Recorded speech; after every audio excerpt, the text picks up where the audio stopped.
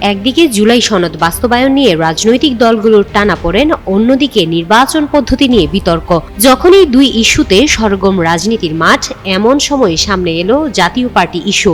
রাজধানীর কাকরাইলে গণ অধিকার পরিষদের সভাপতি নুরুল হক নূরের উপর হামলার ঘটনায় নতুন করে অস্থির হয়ে উঠে দেশের রাজনৈতিক অঙ্গন। এমন পরিস্থিতিতে সমসাময়িক বিষয় নিয়ে জরুরি বৈঠকের ডাক দিয়েছেন প্রধান উপদেষ্টা অধ্যাপক ডক্টর মোহাম্মদ ইউনূস।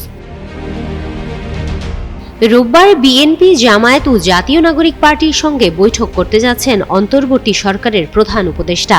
শনিবার প্রধান উপদেষ্টা ইউনূসের নেতৃত্বে সরকারের এক সভা শেষে একথা জানান প্রেস সচিব শফিকুল আলম। প্রেস সচিব জানান, আজ জামায়াতের সঙ্গে বিকেল 4:30টায়, এনসিপির সঙ্গে সন্ধ্যা 6:30টায় এবং বিএনপির সঙ্গে রাত 7:30টায় আলাদাভাবে বৈঠকের কথা রয়েছে।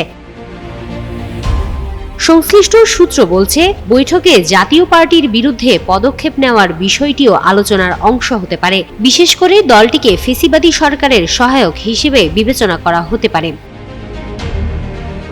এর আগে শুক্রবার রাতে জাতীয় পার্টি ও গণ অধিকার পরিষদের কর্মীদের সংঘর্ষের ঘটনা ঘটে। এ সময় সেনা ও পুলিশ সদস্যরা পরিস্থিতি নিয়ন্ত্রণে আনতে গেলে আহত হন গণ অধিকার পরিষদের সভাপতি নুরুল হক।